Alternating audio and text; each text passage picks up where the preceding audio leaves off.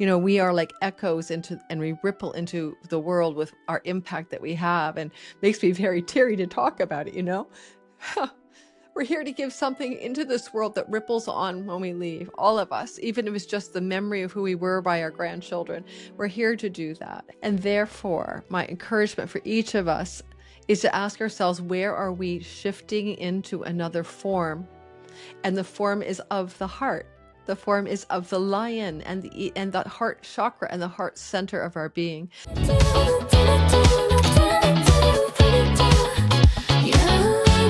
Astrology.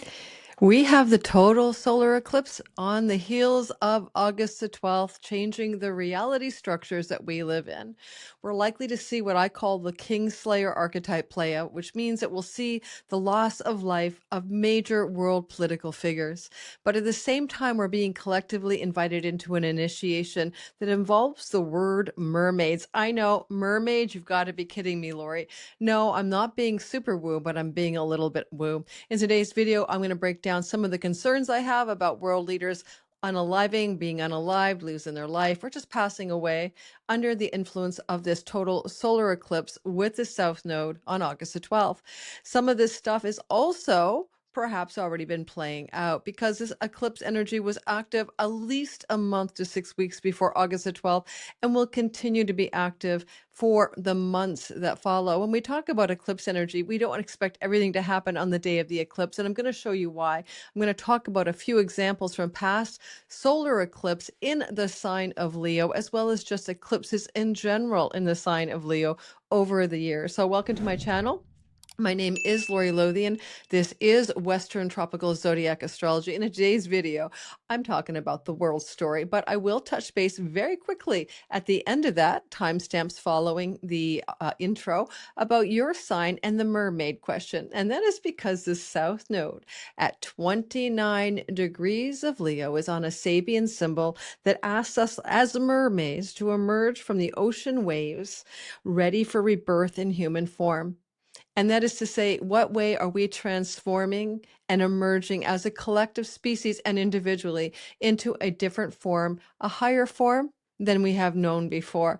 And well, 29 degrees of Leo is also archetypally associated with the star Regulus, who now sits at 0 Virgo. We'll bring that story into the world story as well, because Regulus is kings who rise to power, leaders who become affluently, politically empowered to rule on the throne. And the caveat is always the same: pride and arrogance goeth before the fall. And when we exact vengeance as a king, rather than take care of the kingdom, if when we lose our way, then we will fall as well. So we are not leaders in the world, but there is one particular leader. His name is Donald Trump. He actually is born with his 29-degree Leo ascendant on that star. So while that star also involves 29 Leo, the archetype of the mermaid emerging from the ocean waves, right, the 29th degree, this star has moved to 0 Virgo in 2012, and that's going to mean that the old archetypes of the kings and leaders that rule over the people is dead. And doesn't that make sense? When we have the No Kings protest movements, we're seeing the end of monarchies, the fall of world political structures, and with Pluto out of bounds until 2000 and next decade anyway, I can't do math, we are likely to see the overthrow of many toxic, tyrannical, controlling, manipulative power structures in our world. So let's get going and mention a few things. First of all, hi, if you're new here, this is Lori Lothian. I am a Western Tropical Zodiac Astrologer, and we are talking about the world and you. I want you to think about casting your chart in whole sign houses. If you look in my description box underneath the video, you're going to notice that I have a free tutorial on how to do that. And if you catch wave of this video at any point in the next month or two, maybe you have time to come join me in Sky Reader. Every year in September, I teach my flagship program. This year is 7 weeks long, extra week, 6 guest teachers with me, not just me teaching extra courses, plus me every Saturday for a couple hours with you, teaching you how to read your sky, time your best life, and use the time map that astrology is. You wouldn't go out there like, in your car without a map called GPS. Well, astrology is the GPS of time, and it allows you to time your best life. This is an introductory course for you to learn the language of astrology like a boot camp. And by the end of it, in the last 2 classes, I teach you 2 very simple to use tools, easy divine timing tools that you can share with friends and family and help your children, friends and family, and you become more aware of your own time map. By the way, no, you're not being certified to be a professional astrologer, but next year I do have Map Maker and Code Breaker, and those are more advanced courses. All right, so everybody, I've been debating putting this out. I've been like, do I really want to be one of those people talking about the darker stuff? And then on the other hand, I've always been that person. One of my favorite things to do is do world astrology, but I also am very clear that the story of our own lives matters more, or if not as much, if not more, than what goes on in the world. I can't control who's elected in various countries. I can't control when we have pariah rogue states going rogue and doing really bad things in the world. That's not under my control. What I can control is myself. And even control is the wrong word. What I can do is surrender into my truer self. And in doing so, maybe offer something good, true, wise, and wonderful to the world. So in that spirit, I will be telling you about your particular chart and the Mermaid 29 degrees story that is essentially having to be activated for the eclipse 20 degrees of Leo is accompanied by the South Node, which is the eclipse creator at 29 degrees of Leo. Okay, so when we talk about the Kingslayer archetype, let's go back to the ancient world, ancient Mesopotamia, Babylon, and the beginning of the astrological literature that has to do with the observation of the sky. And there was a noticing by the ancients that every time you had a solar eclipse, often kings would die. Kings would fall ill, fall from power, or pass away.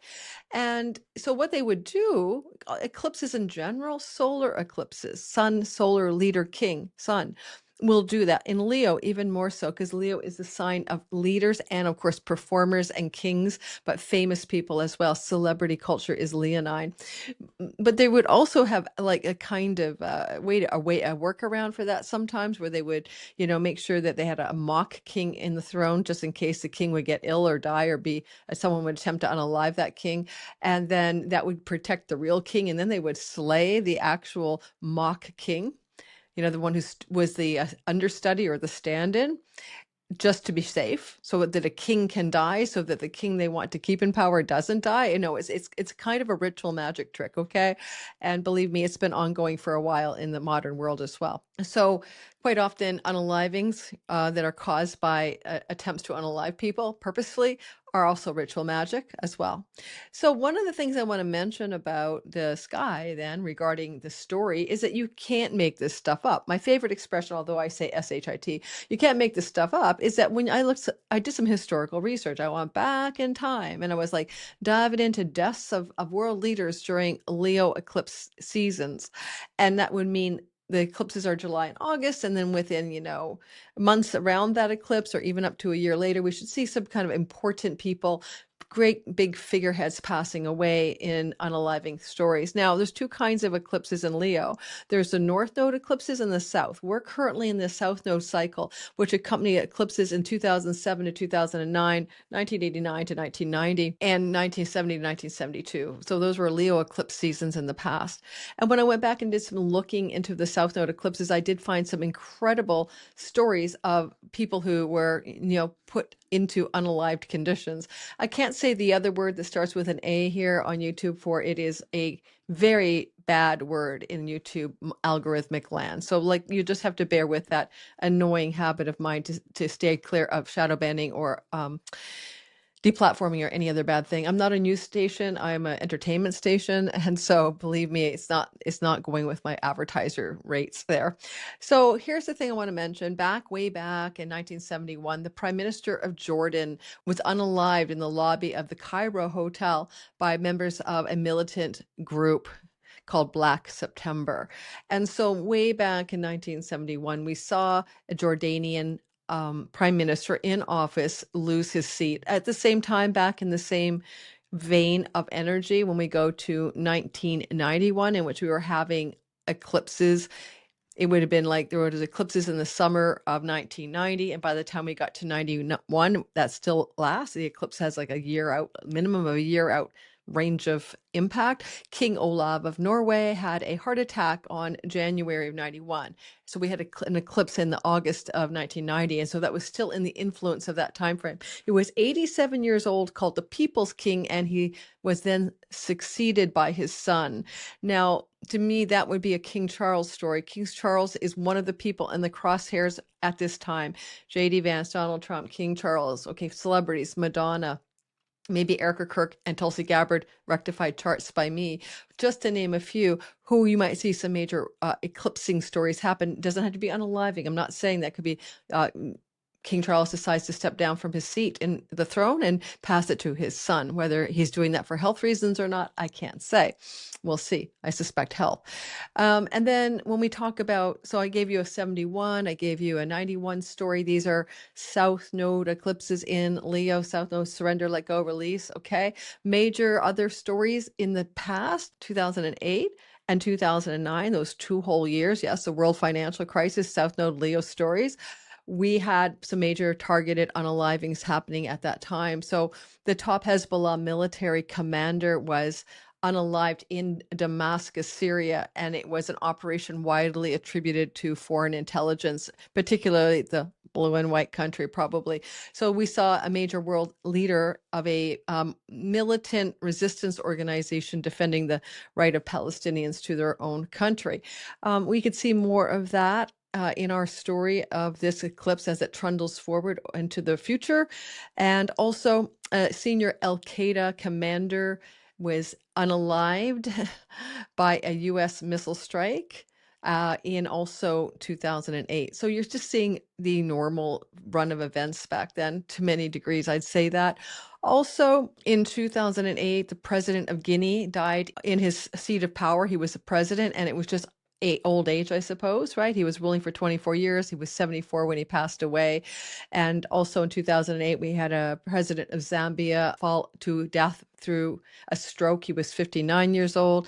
And I don't know, President of Gabon also died in 2009 from old age stuff after 41 years in power. The reason I'm bringing that up is the South Node can unalive just from age or disease, as well as from targeted attempts to take someone's life. So all of those happened back then. But more exciting to me in some ways is what happened when the North Node eclipses, and they were solar, were happening in the past. And those eclipses were interesting as well. We saw so many things that were like quite scandalous, like Anwar Sadat in 1981, when we had North Node eclipses in Leo, solar as well.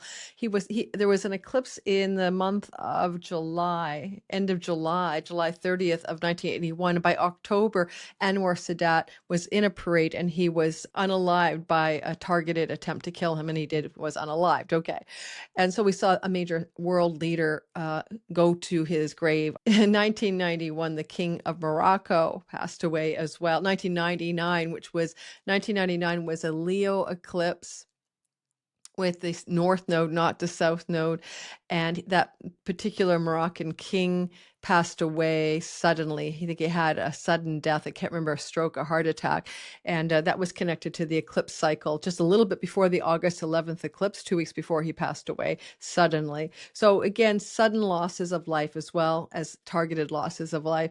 Funny enough, the Bill Clinton scandal, when he went on and talked to the world about that he had lied about Monica Lewinsky, happened in August of 1998. And that corresponded to the August 22nd eclipse. It was all bundled in, big confessions from a leader who was already falling from power.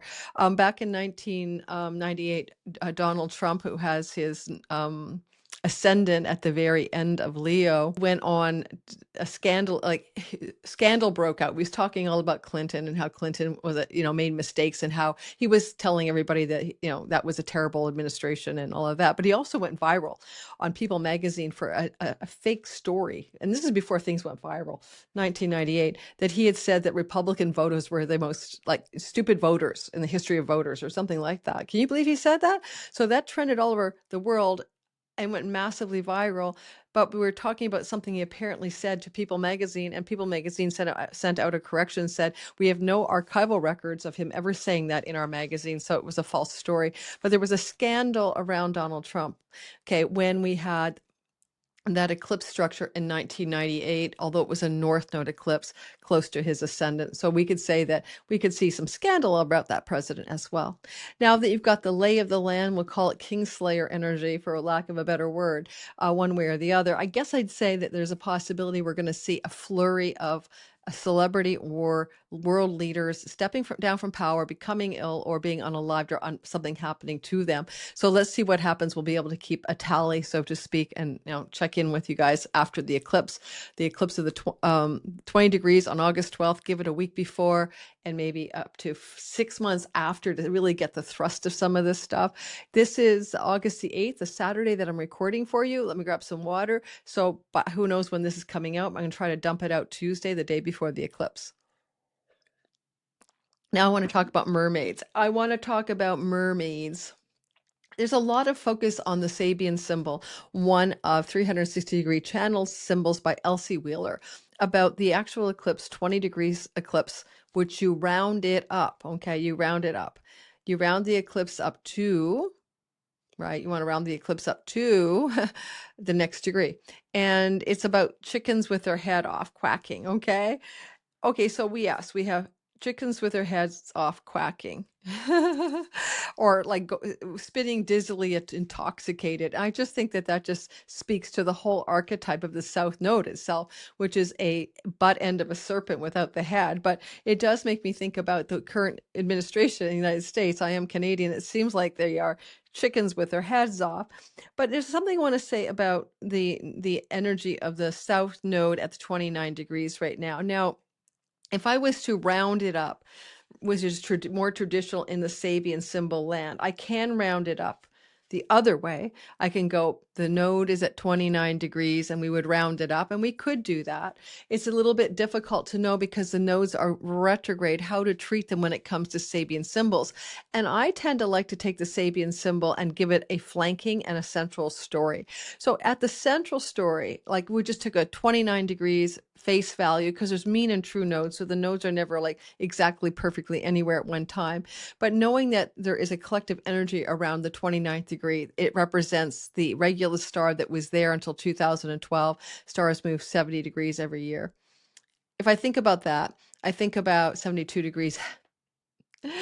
Every 72 years, a star will, from our perspective, because of the wobble of the Earth and the precession of the equinoxes, will look like it moves a degree every 72 years. Okay, so in 2012, when the Mayan calendar ended, we lost the star at the 29th degree of Kings, and it moved into the 0 degree of Virgo, where it is today. So in essence, we're talking about a sea change for the collective.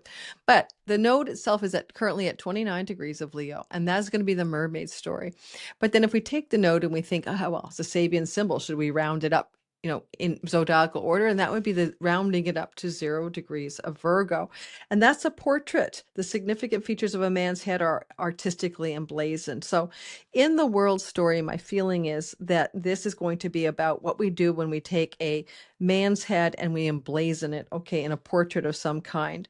Now, for some reason, it automatically makes me think of coinage, like where you have a head of a queen or a king, or on a dollar bill, or on a coin, and you emblazon like the Roman emperor's head upon a coin, and usually it's in profile of all things.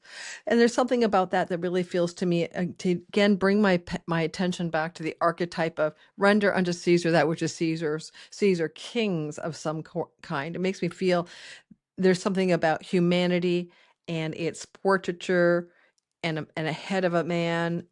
Okay, so there's something there. A man's head, when we talk about decapitation, right? We're talking about world astrology still.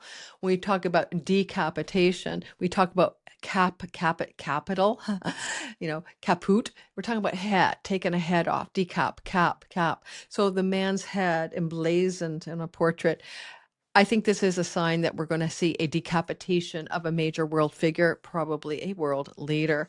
But on the more interpersonal, intimate level, there's a mermaid at 29 Leo, where the nodal axis is now active. And it is an interesting symbol because, according to my favorite book these days, I keep changing favorite Sabian symbols. I bought this book. It's the 70s Random House by Dane Rujar, and it's called Astrological mandala, the cycle of transformation, and its 360-degree symbolic phases.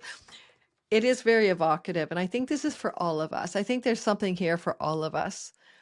And so here's what it says. A mermaid emerges from the ocean waves, ready for rebirth in human form. Keynote, the stage at which an intense feeling intuition rising from the unconscious is about to take form as a conscious thought.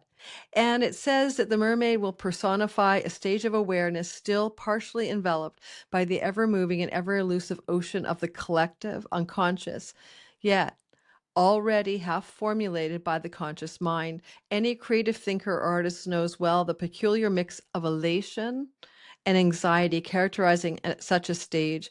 Will the intuitive feeling fade away, reabsorbed into the unconscious, or will the inexpressible realization acquire the concreteness and expressible form of a concept or a definite motif in art form? So he goes on to talk about this being all about our self-expression. And don't forget, Leo is about expression, and it's the heart-centered expression as well. So he's talking about some archetype of the creator and cosmic love, seeking tangible manifestation through human beings and human lovers. The whole pre-human universe reaches early into the human stage of clear and steady consciousness. Elan vital, which is implied in the symbol, is of the mermaid seeking human incarnation, the yearning for conscious form and solidarity. I want to tell you guys something interesting. There's this lady named Diane Aquarius, and she apparently was a fan of my channel. I had not heard of her. She had about 68,000 followers on YouTube.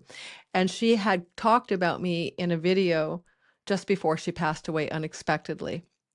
And she has a course all about mermaids, all about mermaids. And somebody on my YouTube channel brought my attention to her mentioning me. And I went to find her channel and listened as she mentioned me in the last video before she passed away, in the end of that video. And she's, oh, well, Lori doesn't probably know who I am, but she's a great astrologer. All that was very touching. But then I looked at this mermaid course she was teaching. And was an animal communicator, Diane Aquarius. And I felt, oh man, there's something here for me. And then I saw that Sabian symbol about the mermaid south node, and she passes away while advertising her mermaid course. Like that's the main thrust of what she was sharing on her call to action. Oh my goodness. And I've downloaded her predictions for the world. Go to Diane Aquarius, go love her up in posthumous, homus, whatever, afterlife. And I felt very touched by the whole weird thing, the way it unfolded. I'll be gone one day. I won't be here. And you guys will be listening to videos that I've recorded that are evergreen, like, sun in all the houses, moon in all the houses. Like, there's a strange feeling when you realize that you live on here in YouTube, even when you're no longer here. There was a Barbara Goldberg, I think. Anyway, she changed her name. She was channeling the Pleiadian. She was an astrologer. I think she passed away. And we don't know what happened to her now, Barbara. I used to watch her during the pandemic. She was not old. She might have been in her 67, early 70s, 60s. You guys know who I mean, right? She changed her name to some spiritual name, but Barbara was her first name. And there's something really weird about all of this right now for me. And hopefully you get what I'm trying to get at, that, we are like echoes and we ripple into the world with our impact that we have. And makes me very teary to talk about it, We're here to give something into this world that ripples on when we leave, all of us, even if it's just the memory of who we were by our grandchildren. We're here to do that. And this mermaid that rises up, from the sea onto the land is a very precarious between the world, right? Between the world of the water and the world of the land, a liminal space in between where things can emerge into being as a creative force. And therefore, my encouragement for each of us is to ask ourselves, where are we shifting into another form? And the form is of the heart. The form is of the lion and the heart chakra and the heart center of our being. And the Sufis will say, you can think or feel anything you like in life. That's not true. What is true is what you know, and what you know is from the knowing heart center. So I'm inviting each of us in the all signs very quickly. I'm just going to whip through this baby for you. I'm not even going to share the chart. I'm going to encourage you to ask. I'm asking you one question. What do you know to be true about who you are and what you're here to do to ripple something into the future? If you don't know, then the next question I have, or the suggestion I have, is to ask and receive.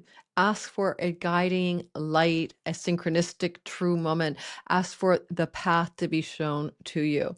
Everyone here, everyone here has a mission. We all came here for a reason. Believe me, it wasn't to get rich and famous, a big fancy house, white picket fence, and a Maserati, etc. We came in as spiritual entities with a purpose to do something.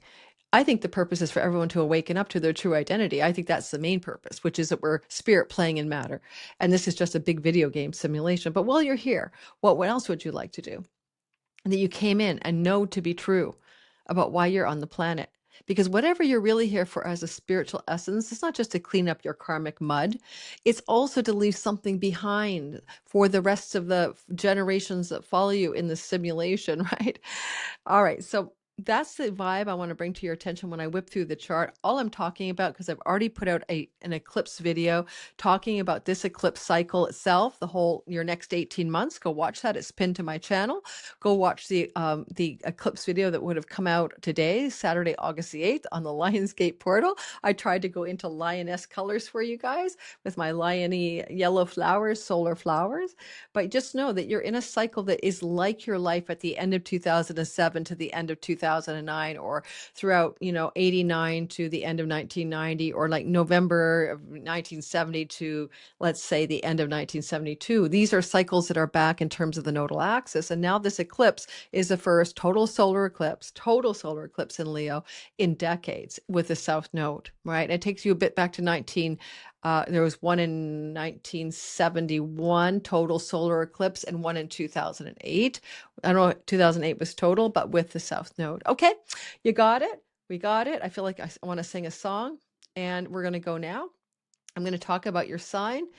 I don't think I'm even going to share the chart because there's no point. What I'm just doing is in my own inner memory of what the heavens look like. I'm going to talk about your sign and the Leo whole sign house. Please cast your chart in whole sign houses. If I have to say it 1,000 times, I'll say it 1,000 times. You cannot properly use your Placis chart while listening to delineations by any single YouTube astrologer. We're using, all of us, the ancient house system to give derivative house meaning and general astrology predictions. But if you tell me once you go whole sign, you never go back, it describes your chart the way you've never seen before. It makes your life make sense. Come to Sky Reader, join me, and you'll find out why. Hello, guys. You always ask me, rising sign, sun or moon. How do I listen to this thing in astrology? Well, your sun is who you really are. Think of it about your spiritual essence, your divine light, the flame of your soul that lives forever, takes on a body, and that body is the ascendant. You might think of your sun sign like the actor who plays the role in the movie. Your sun is the real you, and the role you're playing in the movie, well, that's your rising sign. You tend to look like that sign. You tend to act like the personhood of that character in the simulation. It is not your real self, but you need a vehicle for your spirit to express. And when we look at your moon sign, we think about how you feel and think about life, your happiness, your emotional blueprint, your subjective well-being. But you remember the moon is only reflecting the light of the spiritual essence of you, the sun. So therefore, it's a temporary aspect or an operating system for your consciousness. I see a lot of the time that people's moon sign is really useful when you want to see how you're going to feel about this sky, but it also connects you very strongly to energies of home, safety nest, and mother. The moon is that stuff to do with the nurturant part of reality. When we talk about your sun sign, it can be father related material, but also connections to your purpose and career. For your soul isn't here, it's on planet Earth to do something, right? And we usually call that a purpose of some kind. And lastly, the ascendant, very sensitive to your body, very sensitive to the fates and the circumstances of life. That is where your rising sign is, how you showed up, took the first breath of life. What was the sign on the eastern horizon at the time of birth? That's what the rising sign is. And it's very accurate for delineating astrology, at least until the age of mid-40s. And we begin to move back into our true self, into our solar energy. And we'll notice that our sun sign becomes as accurate, or can be more and more actively useful for prediction. Already, sometimes you'll look at children for the first 7 years, and they're operating primarily on sun sign energy. So when you're looking at your kids, definitely listen for their sun sign over their rising sign. All right, guys, here's that short form. Take it away. Let's go into the chart ahead. So we're going to start, of course, with Leo. We're starting with Leo because Leo, you're in the thick of it. So all you Leo, sun, moon, and rising folk out there, you are experiencing the genuine rising of the mermaid in you onto the land from the from the deep depths of spiritual truth, which is represented by water. You are moving into form on land. How are you taking some deep, heart-centered, vital truth that you are here to purpose into this world and bring it through your own physical expression? If you're talking about your Leo sun, it's through your career related activities. If you're talking about your Leo moon, it's through how you express your feelings, emotions, and what you do in and around your home and nest. And if you're talking about your Leo rising, your very character in the simulation, your body and your identity and your mask and your persona is meant to be using the archetype to transmit something into this world that is legacy value and from your heart. And think about that mermaid leaving the oceanic depths of spiritual awareness, unformed, right, on land, not yet to be realized in land, which represents the earth plane, from the water plane to the earth plane. Can you see yourself in this beautiful story bringing something into this world? And if so, tell me in the comments, Leos, what do you aspire to? I want to hear from you. What is it that you feel is yours to bring to this world? And I know there's an answer for you. I know that it's not, you're going to sit around scratching your head, because all you have to do is look inward. All you have to do is ask for the universe to show it to you. This is a South Node eclipse. It's going to bring you in touch with what you need to surrender in order to what you need to open up. You must let something go for something to emerge. I know it's a bit of a task. I understand that.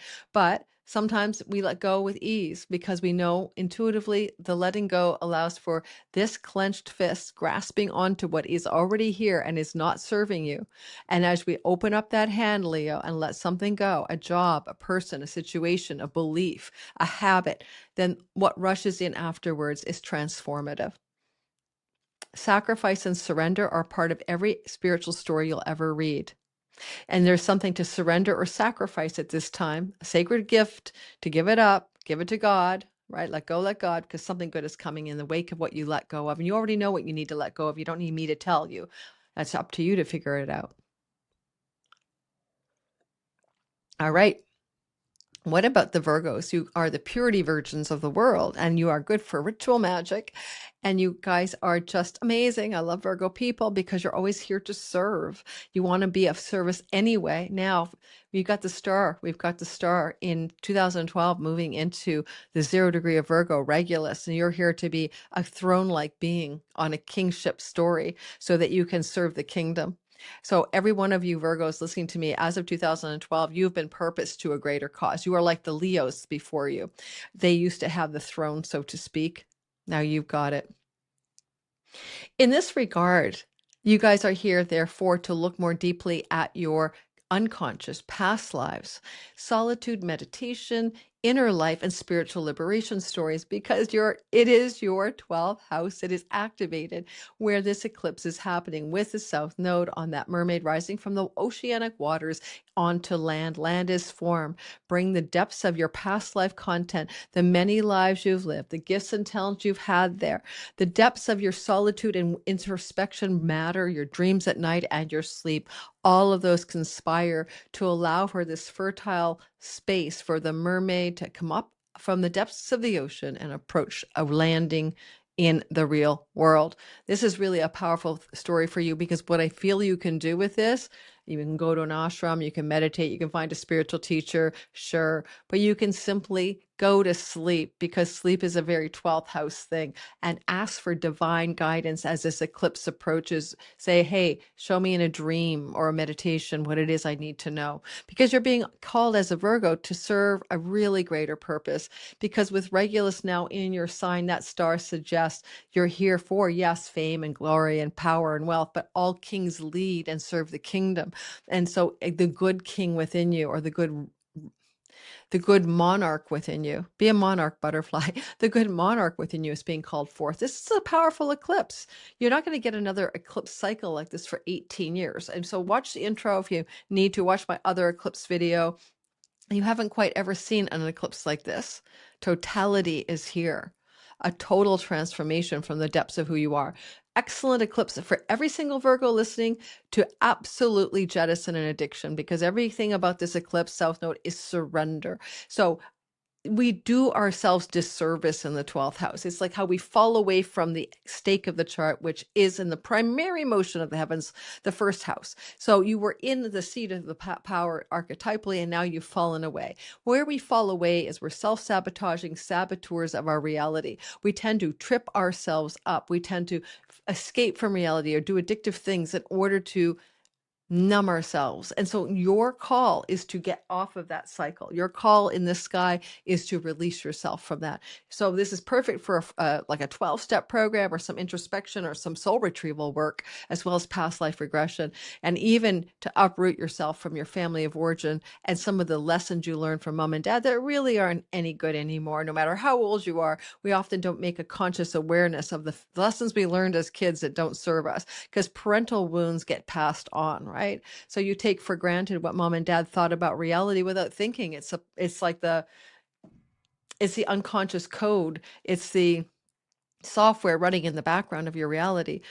You know, money doesn't grow on trees. Oh, you'll never amount to nothing. Our family doesn't do money. We'll never be rich. Whatever your family told you, whatever weird messages were drilled into you and you just absorb them. That background code running in the background, like malware, is going to be released if you work with this eclipse properly, freeing you completely to step onto a throne-like quality, but also to navigate from the mermaid of the 12th house into the real world with something to give back.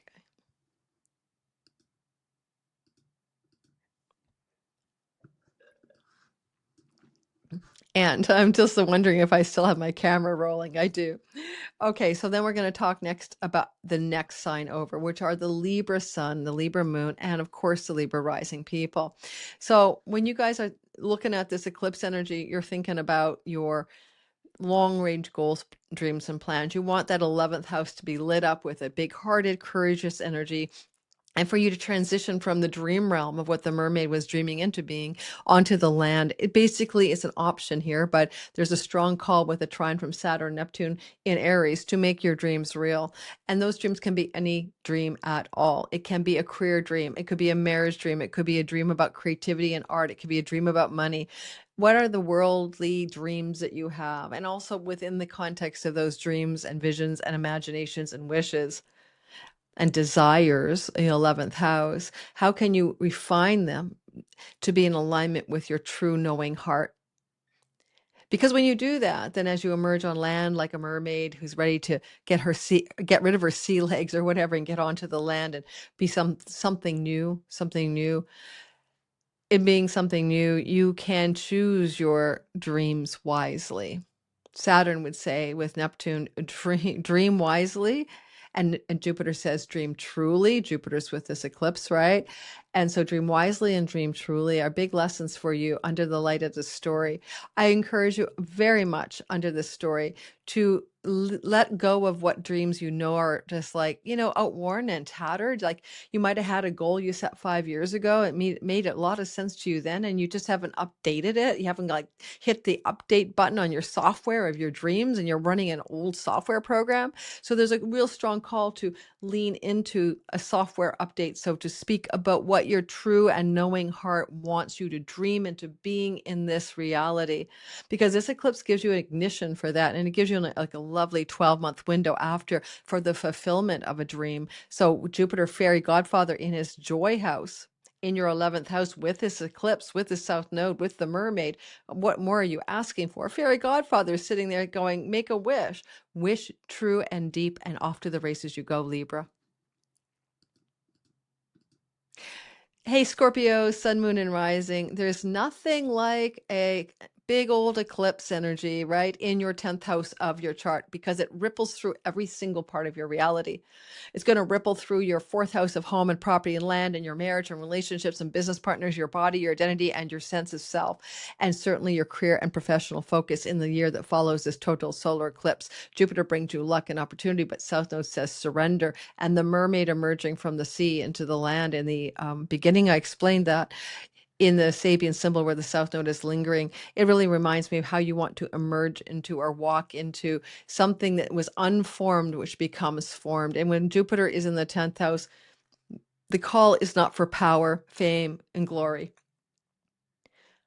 But that can happen. The call is for wisdom, truth, and knowledge as a knowing, gnosis. There's information. We have way too much of it, data, information. There's kind of knowledge, like you read a book about how to, do something, or you took a history course and now you have knowledge of the history of the Roman Empire. Okay, that's not what I'm talking about. I'm talking about gnosis, deep knowing, inner knowing.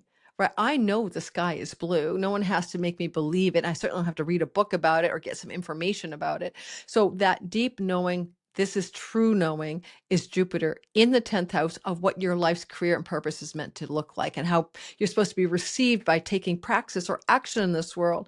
So your next action steps over the next 12 months after this eclipse are to define a pivot point, and you have luck. Success, if you want it, in career, but you are looking to pivot into the deep inner heart knowing of what you're here for and to do. Because the mermaid in the ocean coming onto the land is representing that which is unformed, subliminal, creative, and it wants to take on earthly form, right? Land, like the pentacles in the tarot. So I want you to really dream into that, and surrender is needed, right? So what are you going to let go of? I mean, what career path have you been on? My son was like working for sales for PepsiCo. The guy's an artist, a musician, and a sound editor. He's doing it for the money to support his family kind of thing. But what I look at for people who are Scorpios, there's a deep call right now. Every one of you is being called to something much more profound. And as this eclipse is occurring on the 12th as well, and you're thinking about, oh, Lori's get a bunch of mumbo jumbo for me, because maybe you guys are maybe not believing me. I want you to take some time to write down your dreams and what you think your goals might really be. Take some time to ponder it. Mercury, the thinking writing planet, will be there with this eclipse on August the 12th. And because Mars, your ruler, is in the Dharmic 9th house at the time of the eclipse, there's a whole transition from making money to finding purpose. And this eclipse is galvanizing that for you.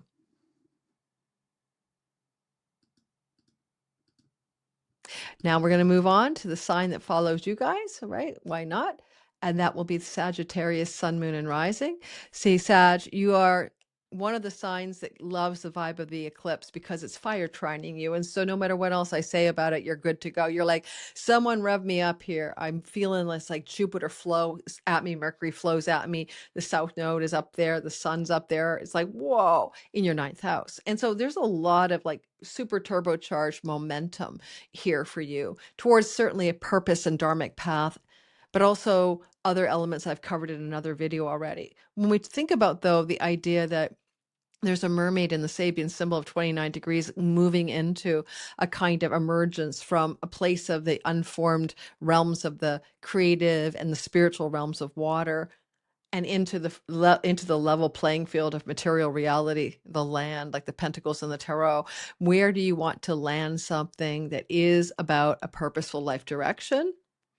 And of course, with the knowing heart, right? Jupiter, Gnosis, Sun, the heart chakra energies are combined here. Some of you might need to go on a pilgrimage. Many of you will. The Camino pilgrimages and seeking for God and truth are 9th house. So some of you may go questing for spiritual discernment, spiritual wisdom, find a guru, find a teacher, take a pilgrimage, take a vision quest. These are things that call a lot of you Sages into action over the next 12 months from this eclipse. Your job before then is to petition the divine for clarity. Just ask and you shall receive, and don't cling to what isn't working for you anymore. Let go of your spiritual philosophy or beliefs that don't serve you in particular. Maybe you had a religious path or even a spiritual philosophy, and now you're thinking to yourself, I'm not sure about this one. Maybe I need to let it go and just wander, into the unknown. The Fool, playing in matter. Take the leap and the net will appear. Let go of your traditional mindset, your belief structures about life, because that is also the 9th house, I believe.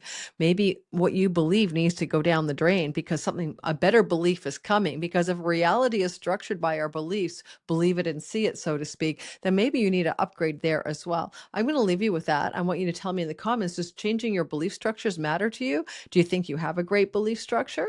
Let me know, because I think our operating system in this simulation is belief. And your faith is healed. You said Jesus. What did he mean by that? Was it your belief that you could be healed you? So look at your beliefs and inspect them. The eclipse is shining a reset button, a portal to the new, and a fresh start in that area of your life.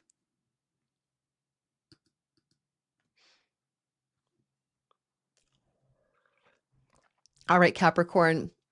Here we go. Big eclipse energy, right? The energy of the South Node Jupiter combination in your eighth house is a spiritual liberation. And this is the full dissolution of the egoic identity. I'm not going to mince words here. That is not, I woke up to the bad guys running the world. It's not woke, it's awakened. And what's awakening is that stirring sense of the big you. There's a small you, it's your character, it's your body, it's your name, it's your past, it's your history, and it's your thinking mind. And sure, we can witness our reality. That's called witness consciousness. And we can be mindful of our thoughts. This is well beyond that. This is the detonation of your egoic self. This is the caterpillar becoming the butterfly. This is a complete rewiring of the you think you are. All of a sudden, your little self becomes just a small dot in the large you as you expand your awareness of self to be the thing that you truly are, which is eternal, unborn, unchanging, and way bigger than the little character that you think you are. This detonation of egoic consciousness into its big form is like the caterpillar and butterfly. They're so different from each other that it's not subtle. It's a big change. And so for those Capricorns looking for spiritual illumination, this is the South Node surrender, release, let go, moksha, liberation eclipse. And Jupiter is guru and dispeller of darkness and truth and wisdom. It's not always easy. Eclipses don't hand you silver lining, stillness, mindfulness, equanimity, peace, and the peace that passeth all understanding on a platter. It does not happen that way. So this eclipse is jump starting the engine for that over the hurdle and cross the finish line of spiritual attainment. Now, of course, we know that there's chunky money in the eighth house and the occult mysteries are here as well. But because the mermaid, which is in the waters of the ocean, is going to enter the land, how can you bring your spiritual attainment, awareness, knowledge, gnosis into form, into the real world? Where is it being asked to become a part of the materia of life? That could mean that you might become more interested in bringing your soul to work, your spiritual wisdom to your professional path. Certainly with Venus in Libra in your 10th house, sextiling the eclipse, of course you could do that. But whatever it is, it's a path of awakening and then transferring that awakening energy into the real world. Look to the next 12 months for how this will play out. Don't think it's happening on the day of the eclipse, but be curious about it. And the eighth house is also really a good house for inspecting your childhood wounds and your past life karma and vows. So doing that soul work really opens up gates of shift for you. Aquarius, I am one of you. And wow, what a totally a wild ride we're on. Pluto, right, in our first house or with our sun and moon. Whoa. Okay, so the eclipse is in the 7th house of our audience, our marketplace, our customers, our clients. Sure, 10 houses from the 10th. But the 7th house is also one-on-one committed long-term love. Whether you get legally married is totally irrelevant. This is an eclipse on August the 12th that is asking for two things: a letting go, releasing, and surrendering. Okay, because it is South Node, but a portal or tripwire to a new beginning. It is a new moon. And well, we let go of one thing and we begin another. We're in that indeterminate space between the two, the liminal space between the two. And we don't know yet what may come, but we know what must go. It's that simple. Now, it doesn't have to be, I'm going to divorce my husband and find a new one. But it means that you're going to let go of something, a belief about your partner, a belief about your marriage, a belief about marriage as an institution, a belief about one-on-one love. Find a good Rumi poem about that. Love is beyond two people, right? That's transactional. Love, it just is. Love just is. Love is eternal. It doesn't require two people. We are made of love, really. I know it's hard to believe, but it's true. It just gets covered up in the mud of the mind. So it might be a very tangible feeling here that a relationship has come to an end in your life, or that a situation has come to an end in your life with another person that matters to you. Now, one thing about this is that you could also be reconciling the past, because the South Node can say that that marriage you had years ago, that partner you were with long time ago, you might be reconciling the past as well and letting the past go in order for the future to unfold like a rose blossoming. And so there's a quality here that will engage you with other people. This is not just you. You know, Jupiter here, it could bring a spiritual teacher, a guru, a monk, somebody into your life. I already got a guru coming in, not a guru, but a monk with a meditation group I've been introduced to. But it's also the knowing, right? The knowing heart that's being reflected or mirrored in the other people around you. And so you have to look back at your own self, about your own knowing, courageous heart. What do you want to do in relationship, and who do you want to relate to, and why? And ultimately, of course, if you're like someone like me and you have a audience on a platform, then this is how I want to relate to you in a knowing and true way, and let go, South Node, of the old way. Well, the old way is fine, but I'm getting tired of pretending like I don't have spiritual awakening experiences in my life. I'm getting more open to sharing that with you and feeling more trusting that if you don't like it, then it's okay. But at least I'm telling you what's really true and what I really know, rather than just keeping that hidden under the surface. And I think for a lot of us, because of Mercury on this eclipse, Mercury is information and news, phone calls, texts, conversations. This eclipse invites us into deep conversation with others about what is relentlessly true about love. The mermaid is coming from the ocean onto the land. The depths of the watery bodies of intuitive and creative energies want to express in the real material realm. And because this, of course, squares the career house for you and applies to your career house, a lot of this transition isn't just about relationship. It's also about your career. And so in the next 12 months, you should tune in. Where are you emerging? Like some kind of mythic creature from the sea where nobody could see you, you were swimming on the bottom, into the land where you're quite visible, but also where you are willing to engage in a new kind of love life with people who are of like mind or like heart. That's what I'm getting for all of us in our Aquarius collective. And if you want to, I'm going to recommend for all of us, Jen, okay, Illuminated Tarot on YouTube. She is literally one of my go-tos. I have 3 of them, and she never fails to miss the mark. I am going to put a little list of my 3 or 4 favorite tarot readers on my website, and I'll remind you guys of them, but she's right up there.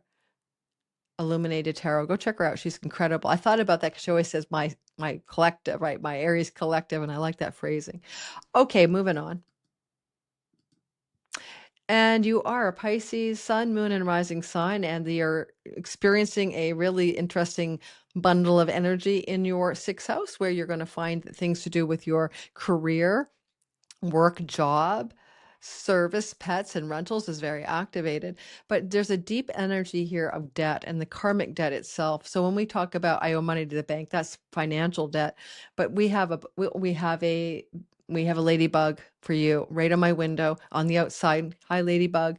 Just for my Pisces, your ladybug luck girl is here. I think she has a really beautiful mythology about saving the crops and the divine feminine and the prayer to Our Lady Notre Dame. So you want to say luck is on your side. Now, Pisces, the debts we owe others belong in our karmic structures to the 6th house. And so we have to do seva or service to pay off the debt. But the South Node can indicate like pulling the plug on a karmic debt situation in your life, usually a relationship, usually a karmic relationship, releasing, surrendering, and letting go. And at the same time, Jupiter is saying truth, knowledge, and wisdom. And Mercury is saying think about it, communicate about it, or ponder it.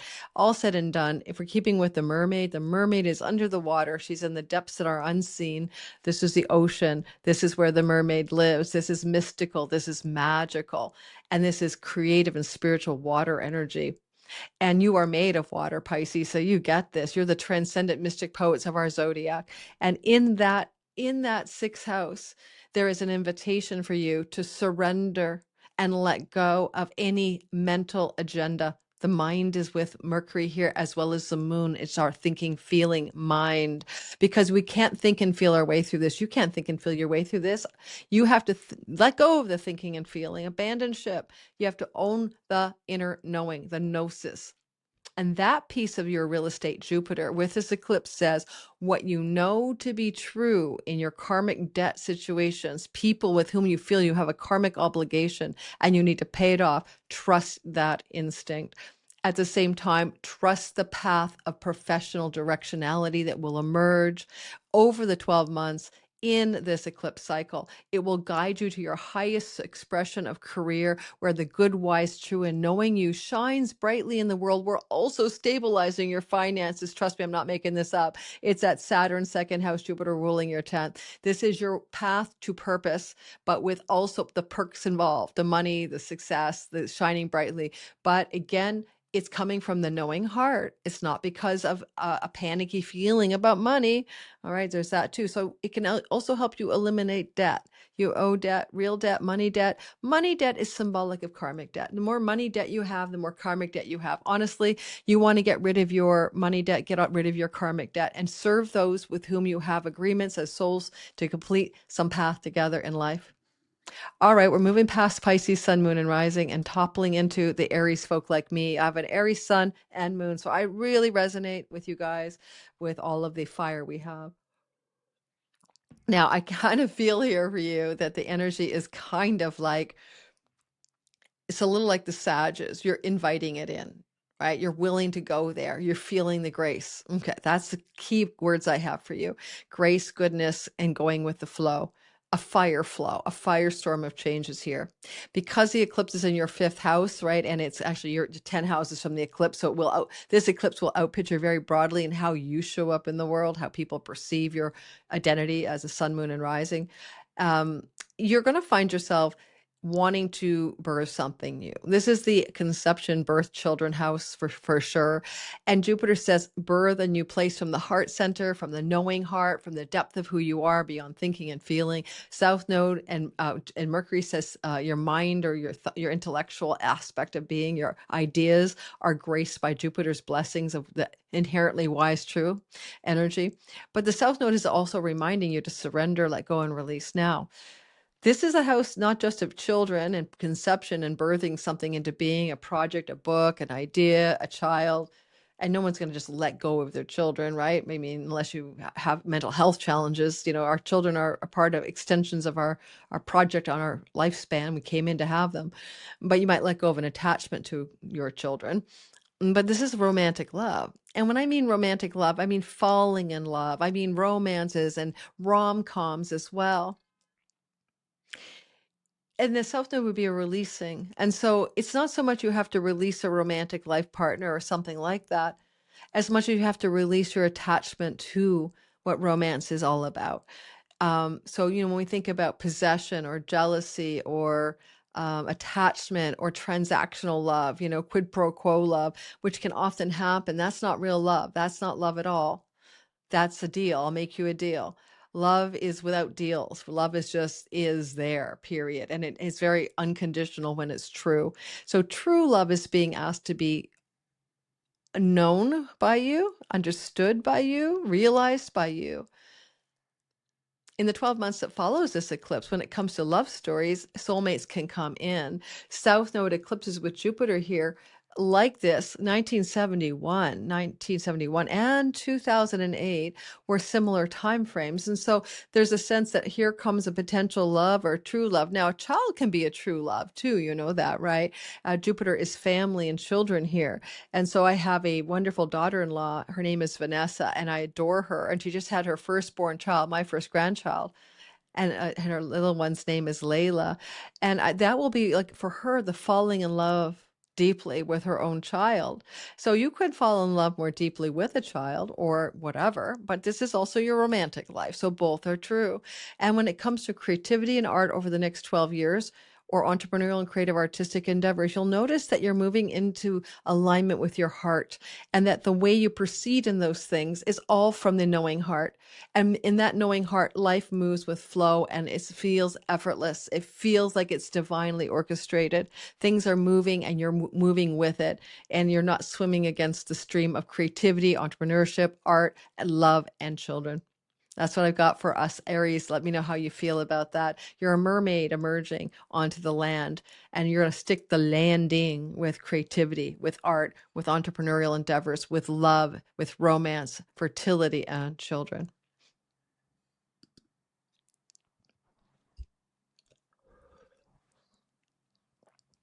Taurus, sun, moon, and rising sign.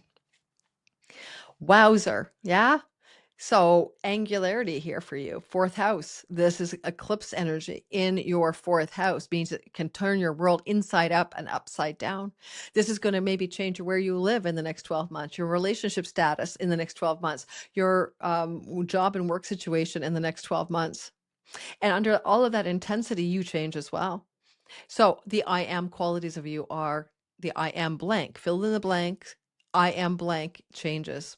I'm a lawyer. Nope, maybe you'll change it. I'm married. Maybe not. You'll change it. I'm living in California. Maybe not. You might change it. So those I am statements become reorganized in the next 12 months. And because this is fourth house and it's very intense energy, you'll believe me when you see it. You're probably feeling it. You're probably feeling a little enervated, jangled as this eclipse of the 12th is coming upon you. And it feels maybe like you're going to be uprooted, because the fourth house is the roots of your childhood, the roots of your identity, the family of origin, the home and homeland. And so the root structure of your being has a massive detonation or blast radius eclipse of a total solar eclipse. Don't worry. Jupiter is guru, but he's wisdom, truth, knowledge, protector here. All things said and done, with Jupiter's blessings, everything works out. South Node, surrender, release. Some of you will just simply release your ancestral line, toxic wounds, childhood indoctrination, and reinvent yourself from there. But some of you may change your home and your homeland, move to another country in the 12 months that follow this eclipse. And yet you have to surrender to that process, release and let go. South Node, the mermaid leaving the ocean, going onto the land, is not just changing where she lives. She's changing her whole being because of identities shifting from water to land. And so if you are relocating under this kind of eclipse in the months that follow, goodness gracious, it's not just a change of home. It's a change of identity because of a change of home. I don't care if you just move like 2 blocks away. Somehow the change of identity comes with a change of home. It is the kind of eclipse where the knowing heart, Jupiter with the sun is important, but of course this is a new moon and the moon is here, right? New moon. And so it's definitely for many of you, if you're not just going through family of origin, ancestral childhood woundology and clearing the heck out of it in the next 12 months or so, then you are 90% likely making a change of home or massive changes in the home, including who lives with you in your home. And because 10 houses away from the actual eclipse is your 7th house of marriage or long-term committed love, there's a propensity for you to begin and end new love relationships of major magnitude in your life over the next 12 months, or up-level the relationship from, dating to living together to married. Major changes there as well. Absolutely going to happen. Trust me. You want to be more at home in yourself. You want to find yourself at home in your own mind, body complex. You want to land at home. Home is where the heart is. Well, you want to feel also at home within yourself. And that offer is there on the table for you in the next 12 months. I'm getting there. I think we started with Leo. So we got 2 more. Gemini, sun, moon, rising sign. Wow. 3rd house stuff is always so busy. Eclipses here coming through for the next year and a half. Your Leo eclipse is going to maybe change your relationship to siblings dramatically, to travel, short distance, to local neighborhood environments, and to your social media online world, or anything to do with learning and teaching, and also writing. Now, total solar eclipse. with Jupiter is luck and abundance, and that Mercury is the writer here. So some of you will write. I have a progressed sun and Gemini, 2 books, 1 agent. I'm behind. I haven't started. So I can see being a writing thing for me, but some of you it's traveling. Some of it has to do with your sibling relationships and maybe a change of neighborhood. Not necessarily dramatic, but a change of the zone of your hood, a different city in your state, a different part of your city or town, that kind of thing. Now, because there's this depth of solar south node energy with the Mermaid at 29 degrees, I'm going to invite you to consider how a change of locale can be a profound transformation for you. So you think, oh, I'm going to move into another town or city or another part of my town or city in the next year, which could happen, or travel short distances, sure, but how would that impact you in a positive way so that you know yourself in a new, truer way? It can reorganize your mind and your thinking qualities, but certainly it can also operate to change your life's motivations in the character you play in this world and change them through an innovative, exciting, original, freedom-loving, rebellious way. It's like breaking out of a straitjacket of the way you think, which then changes your mind. But sometimes we outpicture the outer world reflects the inner world, right? A change of home or locale to another zone of wherever your city, town is, or maybe state or province, can be transformative. I think of myself and I think I'd rather be living where I have a garden, right? I just want land to get my feet on. And I love that I can walk to the beach, but I would like my own space where I can walk out my door of whatever place I'm living and put my feet in the sand or the grass. Either one is good. But right now I'm on a high rise again. So, being above the earth isn't feeling good. And so I could see this could eclipse my progressed sun and tell me to move into a new home in a different part of the Vancouver, Canada, where I could get feet on the ground, nature, things like that. All right. Sibling relationships are transforming massively. This is the house of a sibling, one younger than you in particular. But siblings in general are massively transforming. A sibling relationship can completely deepen or be surrendered, right? Self-notice to surrender. And, with the sun exalting your house of the sibling one older, right? There's a potential also that there's a reorganization of a relationship with a sibling one older than you in birth order or one younger than you in birth order. A recalibration of those energies shows up in the sky. You'll know more about it as time progresses. So watch for the time factor to show you the way. All right. Lastly, I never say that for you, Cancers. Lastly, last and never least, Cancers, sun, moon, and rising. You are made of water. We got a mermaid to talk about here. This is a total solar eclipse. This total solar eclipse is rocking your world. Why? This total solar eclipse is moving through your money axis of the chart, and it can literally change everything about your money situation in the next 12 months. However, the second house is also considered a house that you're having your possessions, is including your money, but also self-worth, self-esteem, and self-value. Lots of shifts going on in the sky. It's also your voice in this world. And when I look at voice, I don't mean your voice like when you're calling for your kids to come in or you're telling the dog to sit. I mean your deep voice, your true voice. And what I mean is your calling, your vocation, your vocari from the Latin. There's a part of each of us where we know we have a true voice to enact something in the world through our vocational direction. And there's a deep sense here that the vocational energies are activated. Work and career and money are all entwined in those Artha houses 2, 6, and 10. And I want you to feel into that because Jupiter wants to bring you abundance. South Node wants you to let go and surrender. And Mercury, Mr. Speaking, is in the house of your voice. Without diving too deeply, the invitation is to investigate your calling, how you want to use your voice in the world while at the same time paying your bills over the next 12 months. The eclipse has a mermaid symbol as she emerges onto the water. A mermaid merging into the water. What does that mean for you?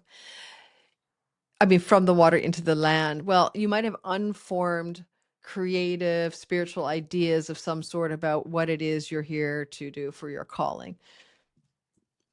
Because the mermaid is at the depths of the ocean and not seen on the land, the material world, the real world of our daily existence. She's now emerging, and you are emerging. And it is a very sort of liminal or between space as the eclipse approaches. You know something new has to come and something old has to be released.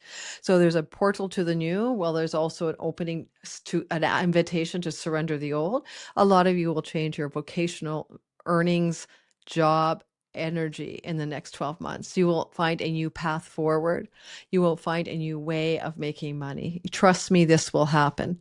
And you will find because of that, you feel a sense of joy, because Jupiter brings enthusiasm, vitality, and joy. And you will find joyful ways to make money. I remember, just forget about eclipses, when Jupiter was moving through my second house, I planted the seeds of lunatic astrology. I started teaching my very first classes when Jupiter was planting seeds in my second house.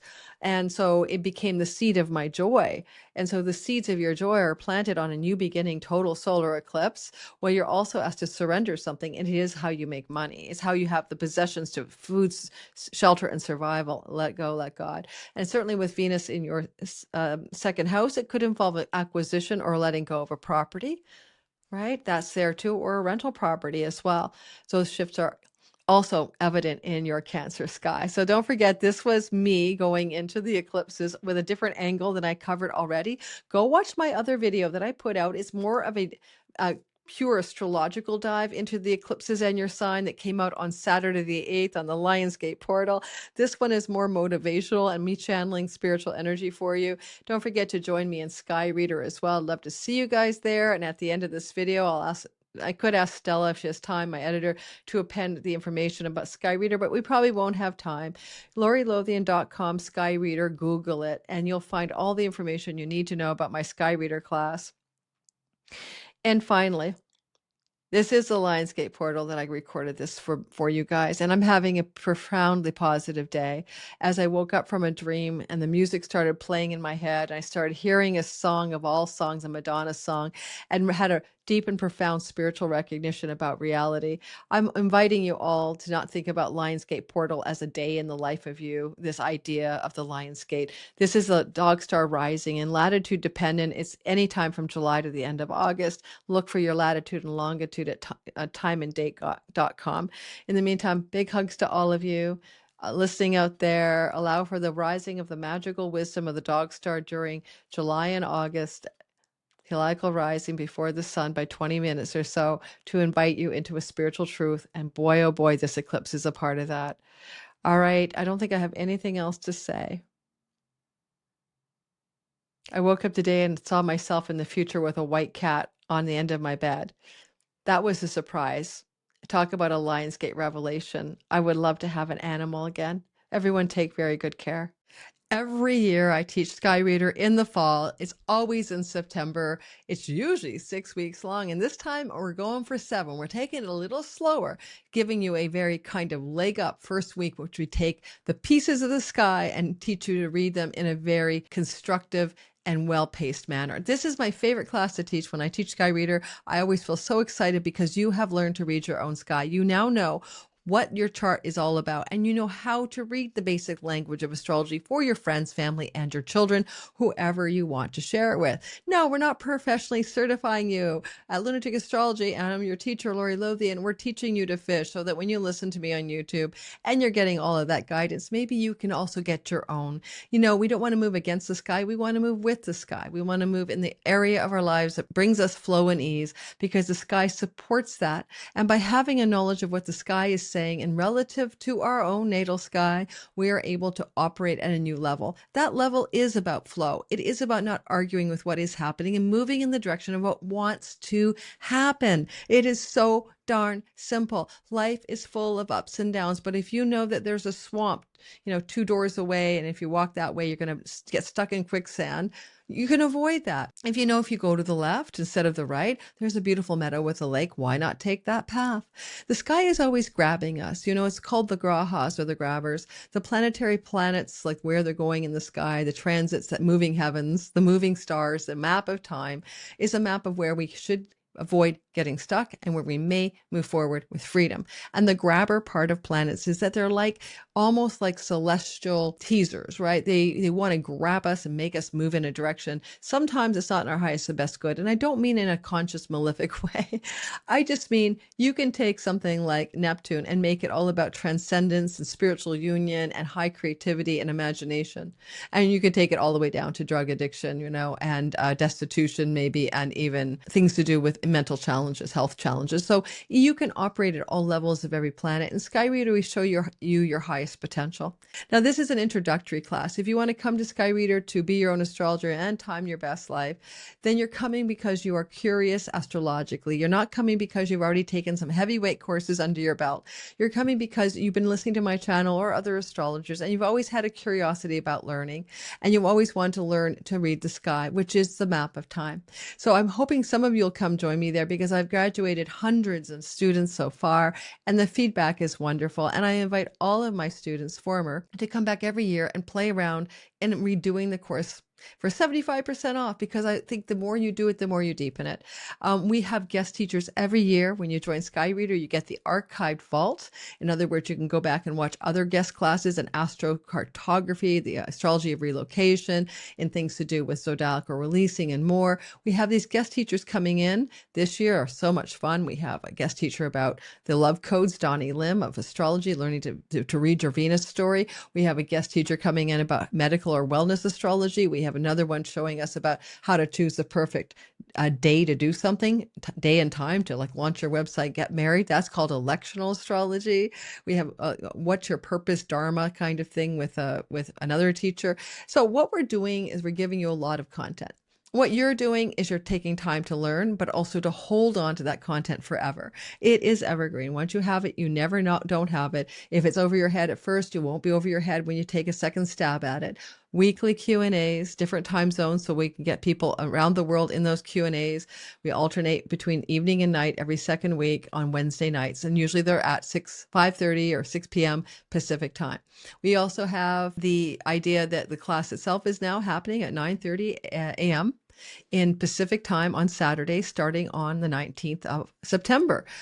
So that's wonderful. We have a Facebook group and a Discord group that we have moderators running, where you can meet other people who are learning astrology, share your notes, and get to meet some new astrologically curious friends. Who knows, you might meet your soulmate there.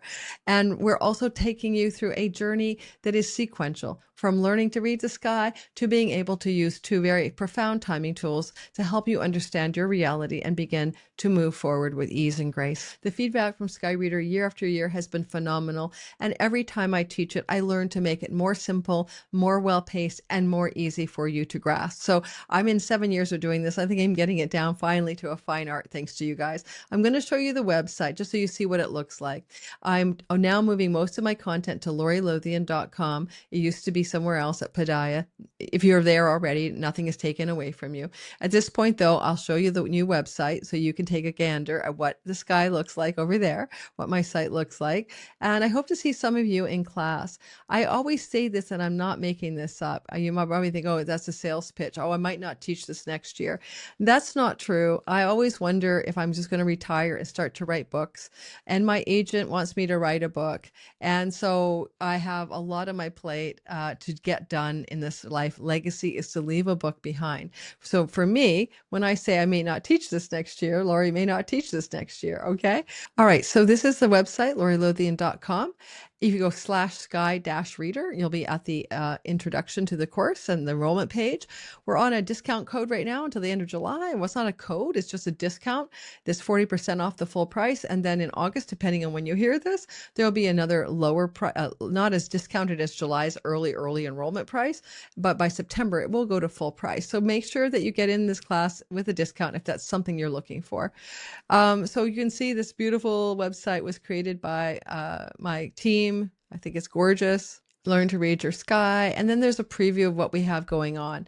So when you get into the course backdrop and you're there, you're going to have like stuff already waiting for you, a little tutorial on how to cast your chart in whole sign houses, free meanings of the 12 houses PDF. And I have what I call your Astro Toolkit. And I'm always adding more stuff to that toolkit. You don't need a professional software. You can use Astrocom, astro-seek.com.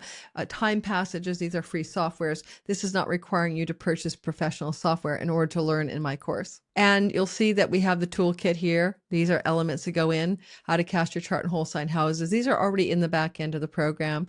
Your cheat sheet pack, 12 signs, 12 houses guide. This is just learning tools. This is all going to help you learn. For most classes, I'll be putting together a handbook to help guide you through each class, which is new this year, kind of a prompts, a questions, things to fill out so that you can use it as a kind of self-study tool. Just print it out on a PDF on a computer. I'll aim to keep it black and white, of course, so you don't have to worry about color. And then we see that the Astrology 101 is we set you up really slowly. I call it the slow start, where we're really going to build the basic building blocks together so that when you come off of week one, you are like someone who went to kindergarten to learn the alphabet. You're going to have the basics in your toolkit, in your understanding already. And then we talk about the various parts of the sky, the big four, the 12 houses, dignity matters. Planets have dignity. You want to understand that. Otherwise, there's nothing you're going to understand without that. Dignity matters. We're also using whole sign houses, and this is ancient Hellenistic astrology. The focus will not be on the outer planets because we can't use them as time lords. And so it's not that there's anything wrong with the outer planets, but they're not good for timing your best life. Unless you want to live 248 years, says Pluto, 164 years, says Neptune, or 84 years, says Uranus. They're not the most timely tools, right? Solar returns is one of the things we do, and we learn about the perfection ages. Now, you may think I know all about my solar return and my perfection age. I don't think you do. I embed in some advanced tools there for you that you won't probably find anywhere else after like 8 years and thousands of clients, nonstop teaching and seeing real clients in the trenches. I have figured a few things out, and I always like to share what I figured out with you guys so that you can also use those tools the way I do. There's always bonus content here.